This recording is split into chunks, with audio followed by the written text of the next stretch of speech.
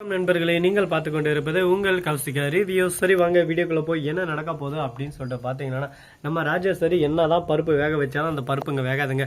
நம்ம ராஜேஸ்வரியோட எண்ணெய் முழுக்க என்ன இருக்குன்னு சொல்லிட்டு பார்த்தீங்கன்னா, இந்த பிஸ்னஸில் எப்படியாவது தான் எல்லாமே எடுத்து இந்த ராஜேஸ்வரி தான் இங்கே எல்லாமே அப்படின்னு சொல்லிட்டு காட்டணும்னு நினைக்கிறாங்க. விஜய்ன்றத அப்படியே சும்மா கேன்சல் பண்ணணும்னு நினச்சாங்க. ஆனால் அந்த பருப்பு இங்கே எதுவுமே வேகலைங்க. ஏன் எதனால் அப்படின்னு சொல்லிட்டு பார்த்தீங்கன்னா, இது முழுக்க காரணம் நம்ம மல்லி தான். மல்லி இருந்துன்னு இதுக்கு சம்மதிக்கலை. கரெக்டாக நீங்கள் வேணாம், உங்கள் அக்கா வேணா இருந்தால் இதுக்கு நாங்கள் ஒத்துக்கிறோம், அப்படி இல்லைன்னா இல்லைன்னு சொல்லிட்டு சொல்கிறாங்க. உடனே நம்ம மல்லி இருந்துன்னு விஜய்க்கு சைகை பண்ணுறாங்க வேணான்னு சொல்லிட்டு. உடனே பார்க்கணுமே, மல்லி உனக்கு என்ன தெரியும், உனக்கு என்ன தெரியுதுன்னு சொல்லிட்டு நீ தலையை எப்படி ஆட்டுற, உனக்கு பிஸ்னஸை பற்றி எதாவது தெரியுமா, அவங்க காசு கேட்பாங்க, பார்ட்னர்ஷிப்பு காசை தூக்கி கொடுப்பாங்களாம், அப்படி இப்படி சொல்லிட்டு வாய்க்கு வந்தபடி நம்ம ராஜேஸ்வரி பேச, அக்கா காசு தானே நான் எல்லாம் கொடுத்துட்றேன், சும்மா மல்லியை மட்டும் திட்டுற வேலை வச்சுக்காதீங்க, அவ்வளோதான் பார்த்துக்கோங்க, அப்படி இப்படின்னு சொல்லிட்டு கோவப்பட ஆரம்பிச்சாங்க. என்னடா இது அப்பா, ஒரு பக்கம் உன் பொண்டாட்டி எதுவுமே கேட்கக்கூடாது, அப்படியே கொஞ்சம் கேட்கணும், தங்கம் புஜ்ஜி வயிறோன்னு சொல்லிட்டு. ஏன்னா அவன் பண்ண தப்பாக தானே கேட்ச்சு, அவள் ஏற்று பேசினா அதனால ஏற்று கேள்வி கேட்ச்சு. அவளுக்கு என்ன தெரியும் பிஸ்னஸை பற்றி, என்ன அவரை கொட்ட தெரியும், அவள் வந்து என்ன அந்த பிஸ்னஸில் வந்து தலையிடான்னு சொல்கிறது. நம்ம அப்பா நம்ம 2 பேரும் கொடுத்துட்டு போனது தானடா, நாம எடுத்து பண்ணோம், வேற யாரும் எடுத்து பண்ணுவா. உனக்கு இப்போ இந்த மாதிரி ஒரு பிரச்சனைன்னு இருக்குன்னா அந்த சமயத்தில் நான் தான் கை கொடுத்து கூட நிற்கணும், அதுக்காக தான் நான் வந்திருக்கேன். அதை விட்டு தேவையில்லாமல் யோபாட்டுக்கு பேசின்னு இருக்கேன், இதெல்லாம் தப்பு விஜய் பார்த்துக்கோ அப்படின்னு சொல்லிட்டு சொல்ல. அக்கா நீங்கள் சொல்கிறது எல்லாமே புரியுது, இருந்தாலும் எல்லாத்தையும் நானும் பார்த்து தான் ஆகணும். அதை விட்டு நீங்கள் சொல்கிறதுக்கு மட்டும் நான் ஊங்கோட்டு வந்தால் வாழ்க்கையில் முன்னேற முடியாது. அதை ஃபஸ்ட்டு நல்லா புரிஞ்சுக்கோங்க. நான் உருவாக்குனா சாம்ராஜ்யம் இது, அந்த சாம்ராஜ்யத்தை எப்படி கட்டி காக்கணும்னு சொல்லிட்டு எனக்கு நல்லாவே தெரியும்.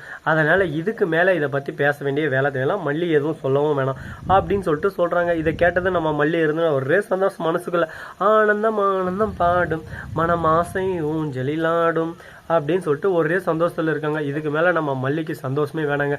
ஏன்னா நம்ம விஜய் ஓகே சொல்லிட்டாரே.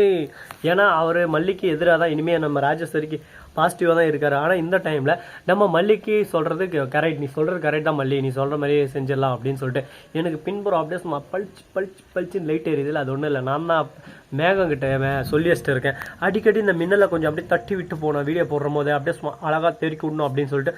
அதுக்காக தான் பார்த்தீங்களா எப்படி லைட் செட்டப் எல்லாம் அப்படின்னு சொல்லிட்டு நாமளும் ஒரு பக்கம் சொல்லிவிடுவோம். ஸோ இந்த மாதிரியெல்லாம் ஒரு பக்கம் நடந்துன்னு இருக்கா. மறுபக்கம் என்ன நடக்குதுன்னு சொல்லிட்டு பார்த்தீங்கன்னா, நம்ம விஜய் இருக்கார்ல, அவரு தானே சிறந்த முறையில் சிறப்பாக நிறைய விஷயமெல்லாம் செஞ்சு முடிச்சிட்டாருங்க. என்னடா சொல்கிற அப்படின்னு சொல்லிட்டு பார்த்தீங்கன்னா, பணம் தானக்கா நான் எல்லாம் பார்த்துக்கிறேன், நீங்கள் கவலையே படாத, ஷேரெல்லாம் நீங்கள் எடுத்து தந்துருங்க விஜய், மிஸ்டர் விஜய், இதுக்கு மேலே உங்ககிட்ட பார்ட்னர்ஷிப் வச்சுக்கணும்னு சொல்லிட்டு எந்த ஒரு அவசியமும் எனக்கு இல்லை. நீங்கள் இந்த அளவுக்கு பேசுவீங்க, அதெல்லாம் கேட்டுனாங்க, சொல்லுங்கள் சார் அப்படின்னு சொல்லிட்டு இருக்க முடியாது. நாங்கள் பார்ட்னர்ஷிப் வச்சுக்கிறதுனால தான் உங்கள் கம்பெனி ரன் ஆகிட்டு இருக்குது, இல்லைனா உங்கள் கம்பெனி ஒரே திபால் ஆகிட்டு ஓரமாக போயிட்டு முக்கில் அப்படி சும்மா முக்கிட்டு தான் இருக்கு, ஜாக்கிரதை அப்படின்னு சொல்லிட்டு சொல்கிறாங்க. டேய் இந்த வாய்ப்பு வச்சு இந்த வேலையெல்லாம் என்கிட்ட வச்சுக்கூடாது, நல்லா அடிச்சு வச்சுக்க தாங்க மாட்டோம் அவனை அப்படின்ற மாதிரி நம்ம விஜய் ஒரு லுக் விடுறாரு. நாளைக்கு 6 மாதம் எனக்கு டைம் கொடுங்க, 6 மாதத்தில் உங்கள் பணம் எல்லாமே உங்கள் மூஞ்சு மேலே எப்படியே மூஞ்சு மேலே தூக்கி போடுவான் அப்படின்னு சொல்லிட்டு சொல்ல.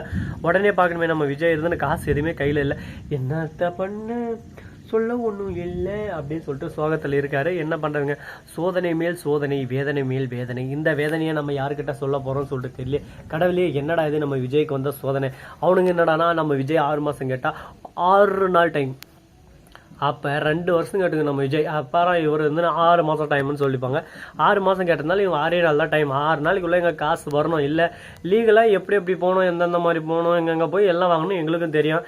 அந்த மாதிரி போயிட்டுனா உங்கள் கம்பெனி ரெப்புடேஷன் ஒரே அடியே க்ளோஸ் ஆயிரும், ஜாக்கிரதை அப்படின்னு சொல்லிட்டு சொல்கிறாங்க. விஜய் ஒரே குழப்பத்தில் குழம்பு போயிட்டு இருக்காங்க.